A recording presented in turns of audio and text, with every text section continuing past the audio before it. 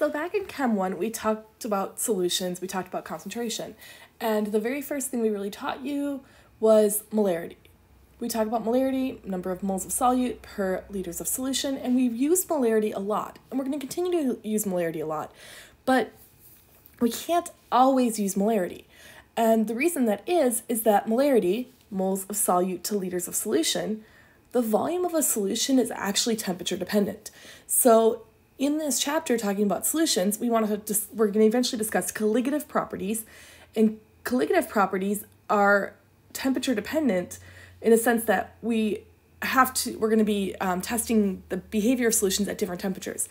So we need some type of concentration that is not temperature dependent, so we can actually discuss the colligative property without worrying about the temperature as well. We're also going to discuss mass percent. We have mass volume, volume, and mass. Mole fraction, you have seen mole fraction before. We've talked about mole fraction when we talked about gas laws, and we're going to bring that back again. And parts per million and parts per billion. So just as a quick review, remember this concept of dilute versus concentrated. That's a relative term. When I say something is dilute, okay, dilute to what? Does that mean, it depends on what the original concentration was, right? If I have a 1 molar solution and I prepare a 0.5 molar solution, that 0.5 molar solution is dilute as compared to the 1 molar.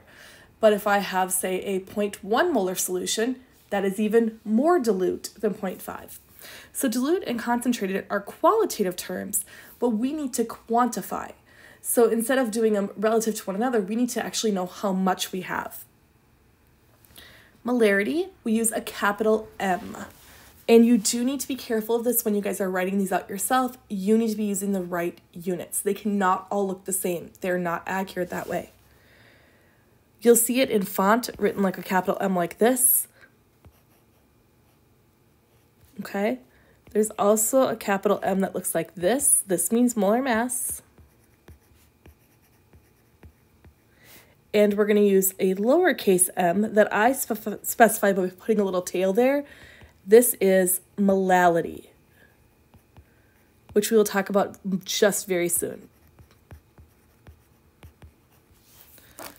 And molarity, that capital M, moles of solute to liters of solution. That solution comprises your solute plus your solvent.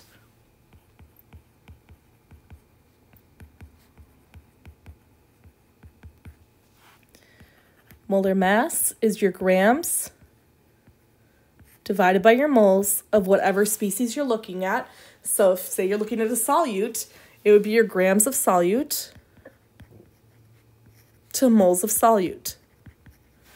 And molality is your moles of solute to kilogram of solvent.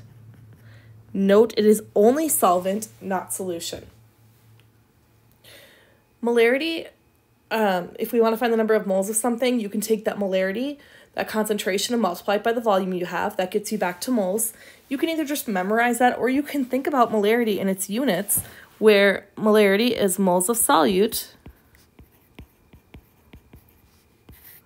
to liters of solution.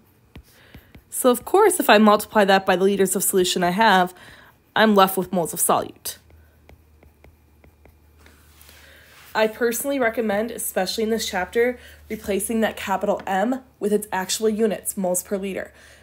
If you get stuck, oftentimes just seeing that and actively remembering it gets students back on the right track. So like, oh yeah, that's right, that's moles per liter. Because students kind of think about like, well, it's molarity. Yeah, it is molarity. But they forget what molarity really means. They forget molarity means moles per liter, and there's a lot of information wrapped up in there. They forget it's a conversion factor. They forget that we can undo that we can make some safe assumptions. And so if you write moles per liter, you're more likely to get back on track if you get stuck. Molarity, again, can be used as a conversion factor in dimensional analysis problems. You can write, remember, conversion factors can be written either direction because they're equal to 1. So moles of solute to liters of solution, or liters of solution can be on top. And moles of solute is on the bottom. And that's because this is equal to 1, because the moles that you have of solute equals the liters of that solution. Molarity is temperature dependent because volume is temperature dependent.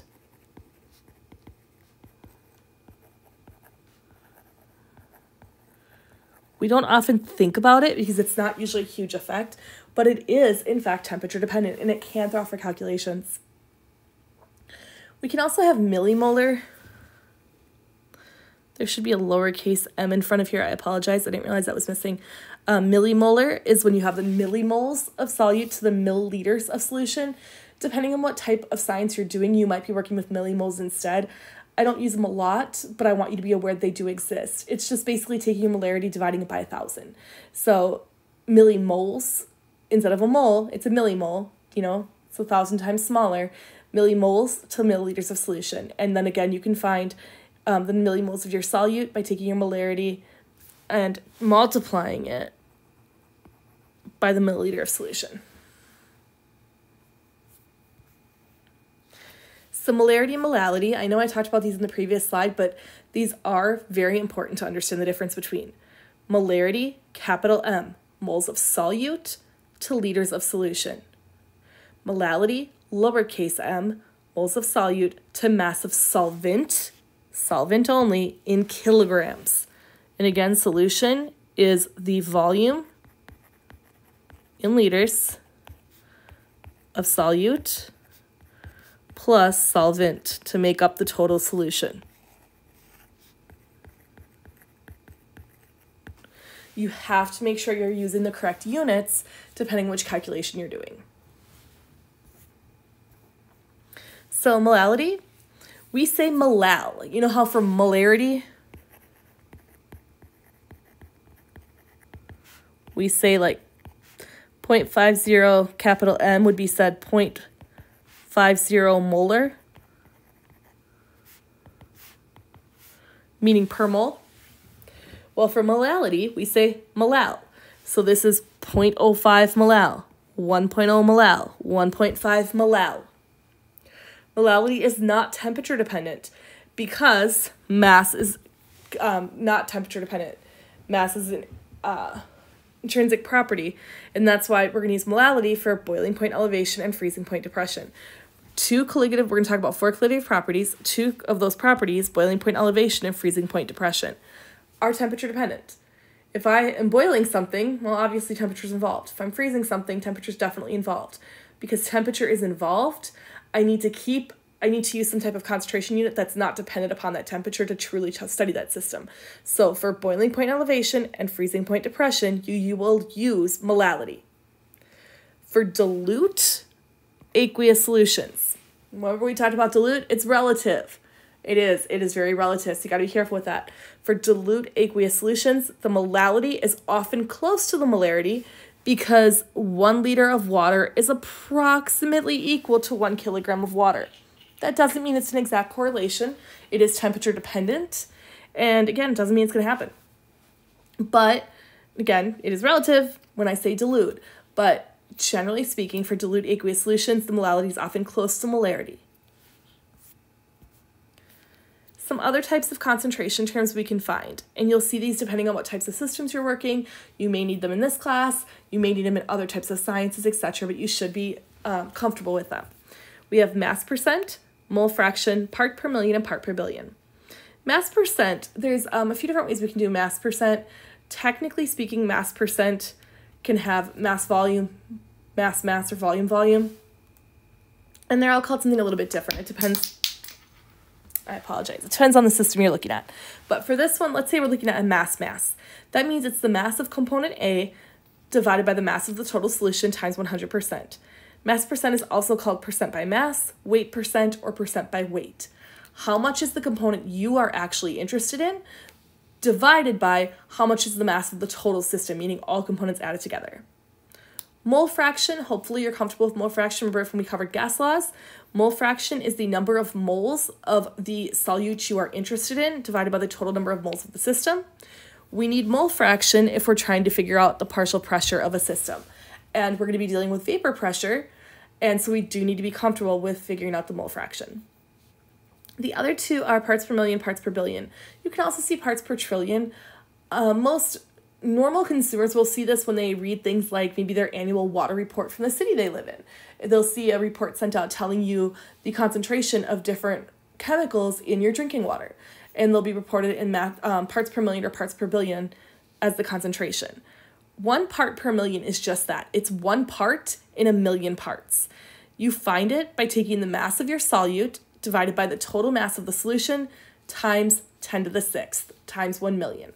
So parts per million is 1 part, so 1 single part per 1 million parts.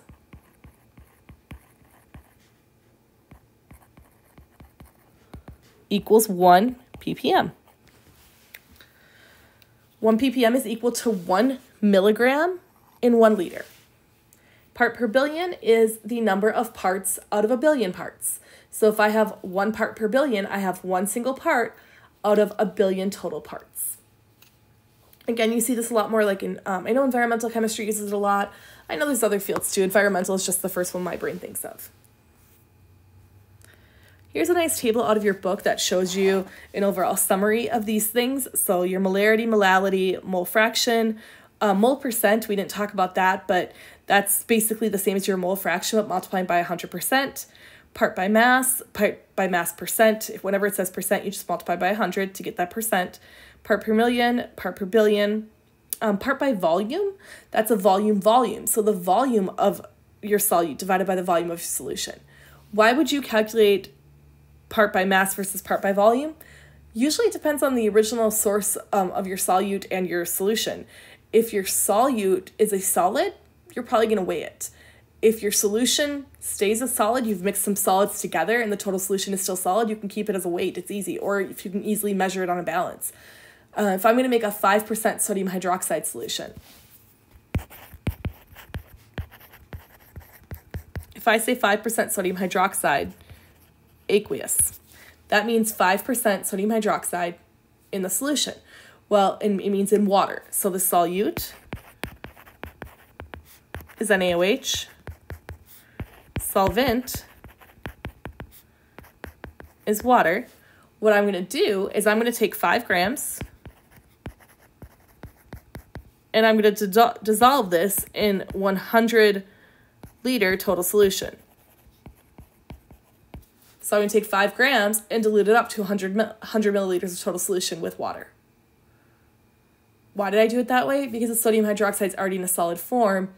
The easiest way to make 5% is just to dissolve 5 grams of it in 100 parts total. Let's work some examples though to get you more comfortable with the math here. First example, what is the concentration of sulfate ions in a 0.100 molar solution of aluminum sulfate? Some of this will be review, hopefully most of this will be review for you guys, but I want to get you comfortable with it. So what am I trying to find here? I'm trying to find concentration. And it doesn't tell me the exact type of concentration. So I have to kind of read for the context within the question. It's not telling me if I want percent by mass, if I want molarity, molality, etc. But it is saying concentration, and it is giving me a 0.1 molar solution. So pretty good guess that I need molarity. So I want the molarity of sulfate ions. Remember, sulfate ions are SO4 2-. Aluminum sulfate, aluminum, Al3+, sulfate, SO4 2-. Cross those charges, I get Al2, SO4 3. So I'm going to write that up here, just for space.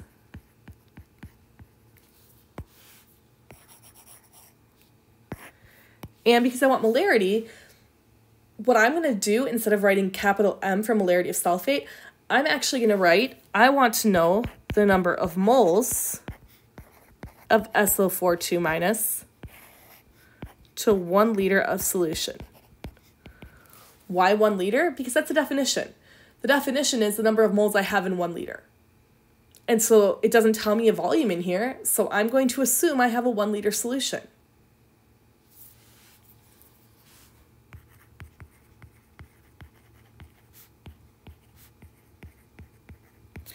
Truthfully, it doesn't matter if I have 1 liter, if I have 10 liters. It's a ratio. It's going to give me the same answer. I'm told I have a 0.100 molar solution, so 0.100 moles of aluminum sulfate to every 1 liter of total solution. But this is aluminum sulfate solution.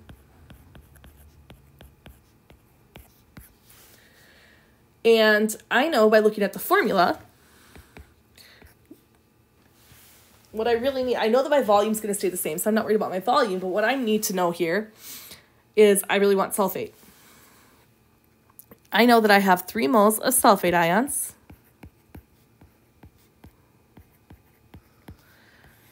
for every 1 mole of aluminum sulfate.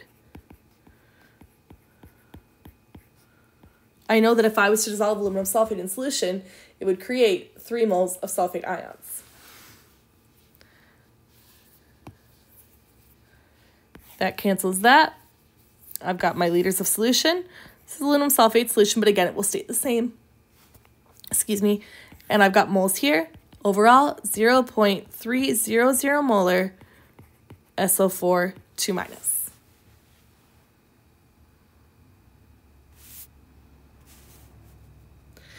How many grams of calcium chloride are needed to prepare 0.500 liters of a 1.5 molar solution?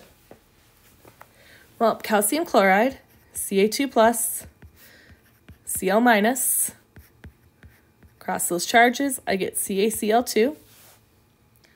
Add up the molar mass of that. I have 1 calcium, 40.08 grams per mole, 2 chlorines, 35.45 grams per mole, gives me 110.98 grams per mole. I want to know the number of grams calcium chloride, and I know I'm trying to prepare a 1.5 molar solution, which is 1.5 moles of calcium chloride to 1 liter of solution. But it does tell me here that I only need a half a liter. So times 0.500 liters of solution. At this step right here, I have canceled out my liters of solution. If I stopped right now, I would have moles. I don't want moles though, because I can't measure moles in the lab. I can measure grams in the lab, so I'm going to convert to grams. Times 110.98 grams calcium chloride to 1 mole of calcium chloride. Again, the 110.98 grams of calcium chloride goes in the numerator because 1, I'm trying to calculate to grams, and 2, that allows me to cancel out my moles. I get an answer here of 83.235 grams, but now I need to look back at my sig figs. 2 sig figs, 3 sig figs, 5 sig figs. I'm going to round this to 2 sig figs, and I get 83 grams of calcium chloride needed. So that means I need to dissolve 83 grams of calcium chloride in a half liter solution, and it will be 1.5 molar.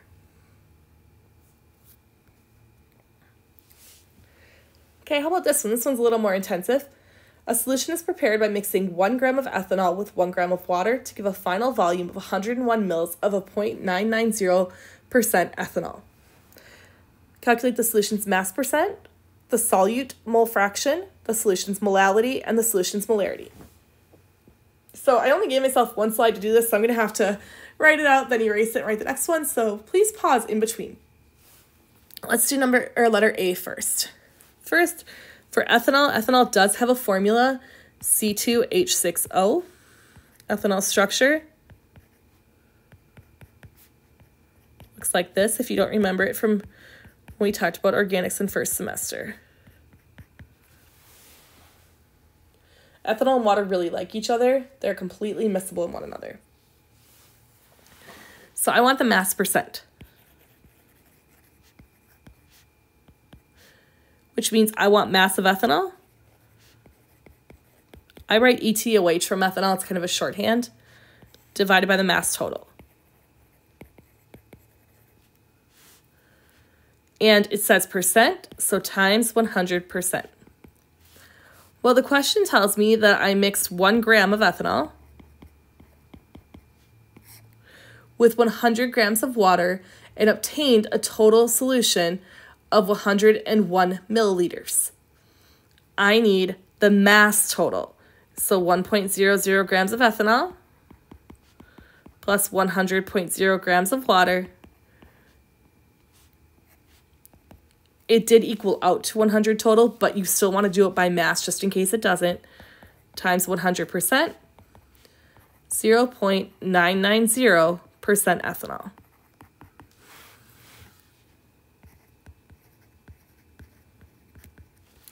So the solution's mass percent is 0.990. Why 3 sig figs? I have 3 sig figs here, 3 sig figs here. When I add these together, because it says 4 sig figs, but I have to do addition first. So 101.0, that keeps 4 sig figs now. Oops, too big of an eraser. Which still leaves me, I'm still limited by the 3 sig figs. So overall 3 sig figs in my final answer. Okay, how about the solute mole fraction? I need to erase this so we have space. So the mole fraction of the solute. Well, to do that, I need moles first. I know I have 1 gram of ethanol. And I'm going to convert that to moles of ethanol. The formula for ethanol is C2H6O. The molar mass of ethanol is 46.07 grams per mole. That gives me 0.217 moles of ethanol. I also need the moles of water because I'm trying. Quick note, I actually made a mistake when I was recording this video, not in the calculations itself, but in writing it down. So please note that when you convert this 1 gram of ethanol to moles of ethanol, this should be 0.0217 mole of ethanol. I forgot to include this first 0. So all the calculations are correct. I do use 0.0217 later on in the page in the other examples, but when I first calculated it to calculate the solute mole fraction, I actually forgot that first 0 after the decimal point. So please make note of that and record them correctly in your notes. Sorry for confusion. I also need the moles of water because I'm trying to find the mole fraction, and that's going to be the moles of the solute divided by the total moles of my solution. I have 100 grams of water. Convert that to moles of water. Molar mass of water, 18.02 grams. Gives me 5.549. I need 4 sig figs here because I have 4 here. Moles of water. Now I can figure out my mole fraction. My mole fraction of ethanol, 0.217 moles of ethanol. Divided by 0.217 moles of ethanol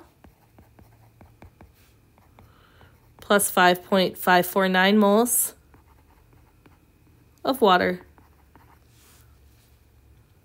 Calculate that out and you will get a final answer, 0.00390. That is the solute mole fraction or the mole fraction of ethanol in the system. How about the solution's molality? Well, let's erase this for space. So for molality, it's that lowercase m, that's moles of solute to kilogram of solvent.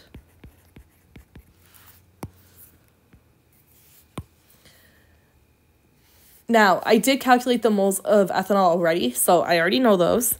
I know that was 0.0217.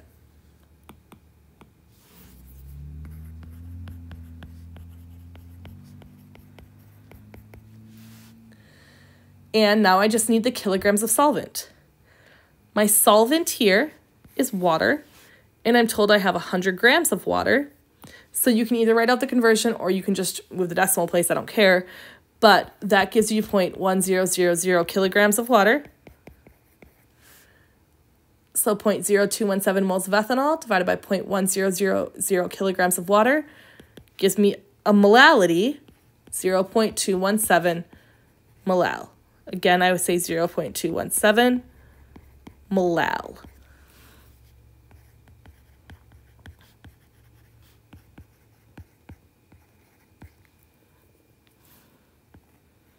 That is an L in the middle there.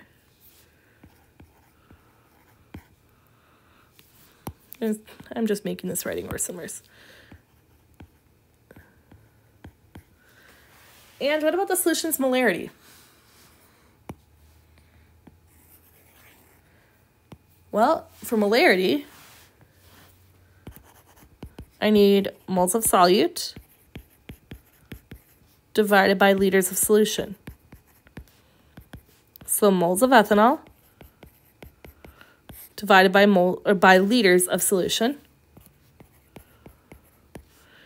We've already determined that it was 0.0217 moles of ethanol. Again, that's taking the 1 gram of ethanol and dividing by its molar mass. It also tells me that I have a total volume of 101 milliliters, which is the same as 0.101 liters, which gives me a molarity of 0.215 molar.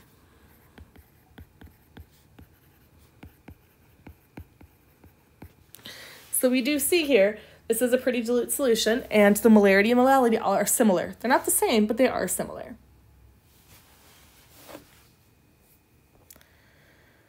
How about this? A solution of hydrogen peroxide is 30% H2O2 by mass and has a density of 1.11 grams per mil. What is the molarity of the solution?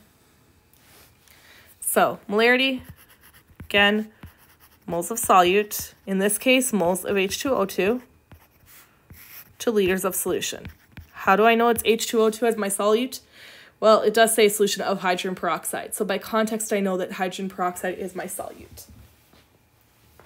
We know this is 30% by mass because it tells me it's 30% by mass. That 30% by mass means that I have 30 grams of H2O2 in 100 grams of solution. So I can make this easy on myself and just assume I have 100 grams.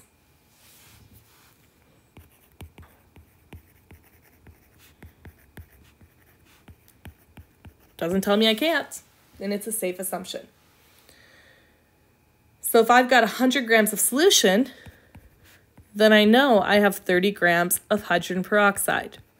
If I know grams of hydrogen peroxide, I can quickly determine the moles of hydrogen peroxide.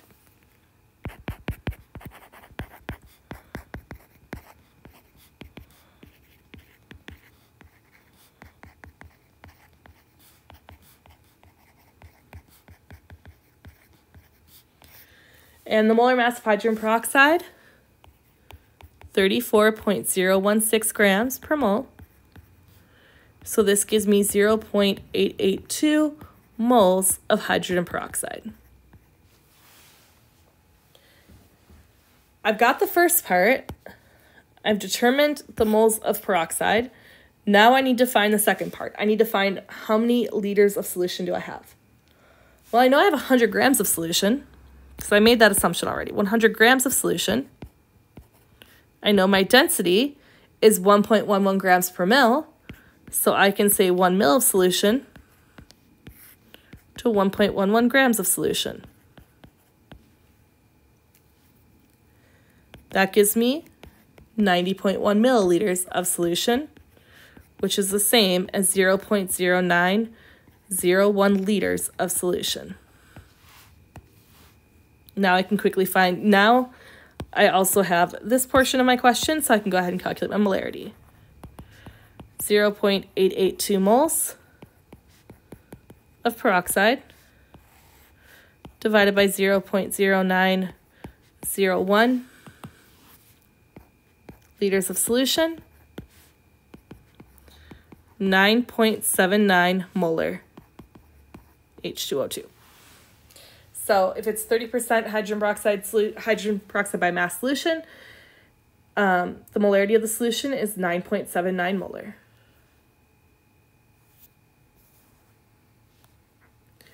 And what about this one? This one's definitely a little more involved.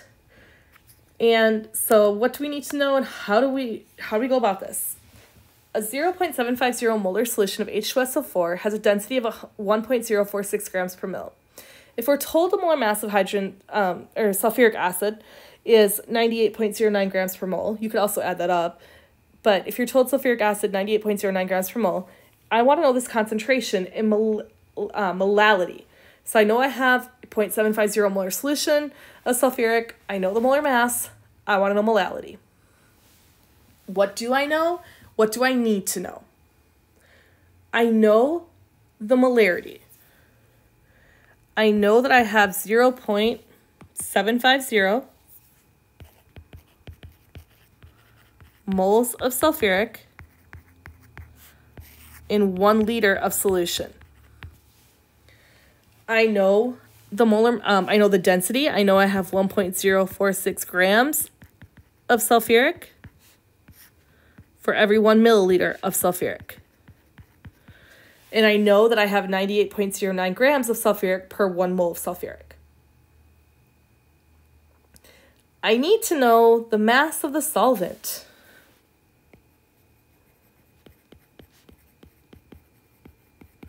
If I'm trying to find molality, I need moles of H2SO4 to kilograms of solvent only. How am I going to find the mass of that solvent? Well, if I know I have a 0.750 molar solution, what if I assume we have a 1 liter solution?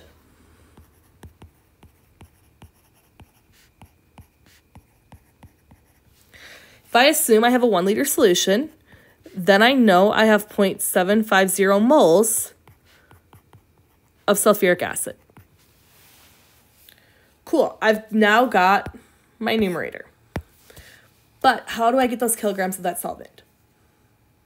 I have 1 liter of solution, but that doesn't help me. I need solvent, not solution. Plus that's milliliters, not kilograms. Well, I do have density. Density can help me. I know the density of the solution is 1.04 grams per mil. So if I have a 1 liter solution, that's the same as 1,000 milliliters of solution.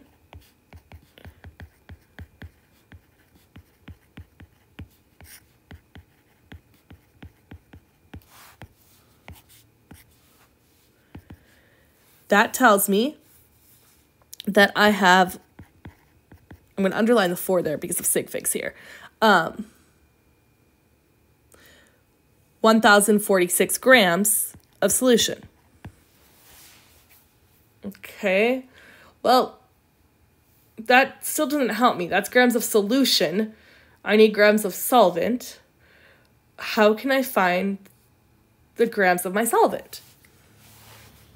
The key to this is to remember that the solvent plus the solute equals the solution.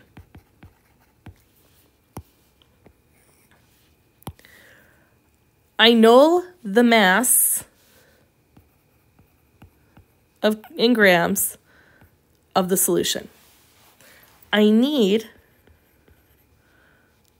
the mass eventually in kilograms, but I need the mass here. Do I have a way of finding the mass of this?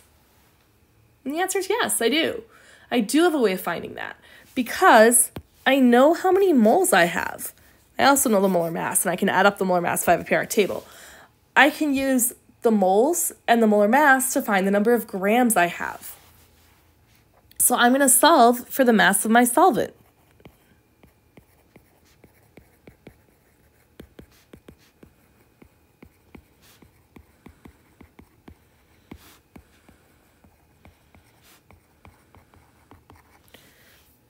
The mass of my solution, 1,046 grams, minus the mass of my solvent. I didn't calculate this out directly, but 0.750 moles of H2SO4 times the molar mass, 98.09 grams, divided by 1 mole. That gives you grams when you do that calculation out. And we find the mass of the solvent here. Let's see.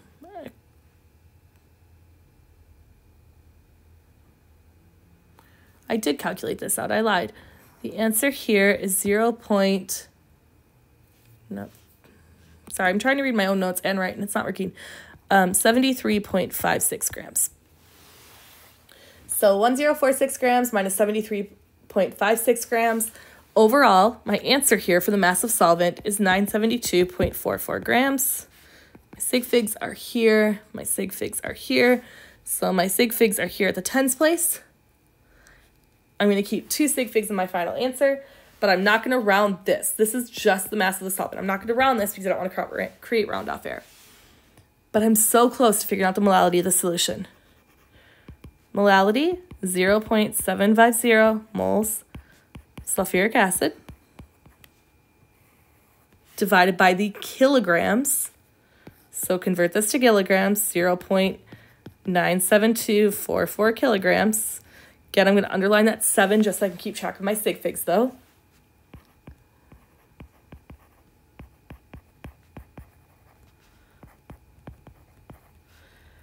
And you can write water or you can just say solvent because we don't really care what the solvent is as long as we know how much it weighs. Calculate this out and you're going to get an answer. I'm going to erase some of this or shrink some of this down over here so I can write this in here.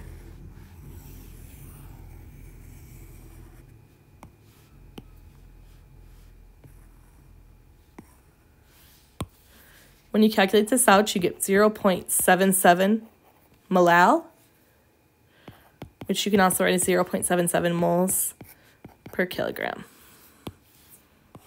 But this is your answer, 0.77 molal. So 0.750 molar solution is 0.77 molal. They are similar, but they are different values. But this given with the density given, you can always figure out the mass of your solvent and then be able to calculate the molality of your solution as well. A solution of ammonia is made by dissolving 35 grams of NH3 in 90 grams of water. The density of the solution is 0.898 grams per mil. What is the molarity of NH3? So I want molarity. Let's see. I'm told I have ammonia. I dissolved 35 grams of ammonia in 90 grams of water. I'm told the density is this, and I want to know molarity. So molarity again, moles of solute, liters of solution. So do either step you want first, I don't care. I tend to figure out the numerator than the denominator just the way my brain works. So first thing I want to do is figure out how many moles of solute do I have. That's how many moles of NH3. I have 35 grams of NH3. Convert that to moles of NH3. The molar mass of NH3, 17.034. It's actually a pretty small compound. This gives me 2.05 moles of NH3. My sig figs are under the 0 here. I'm just not going to round all the way yet because I don't want to create round-off error.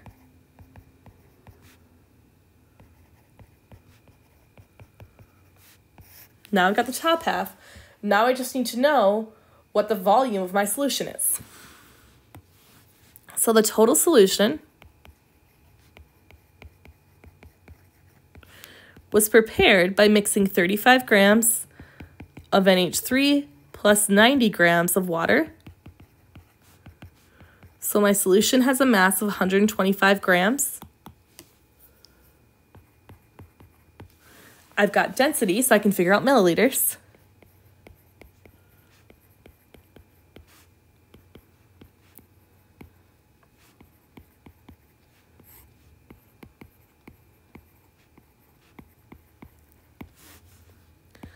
Gives me 139 milliliters of solution, which I should be able to quickly convert to liters, 0.139 liters of solution.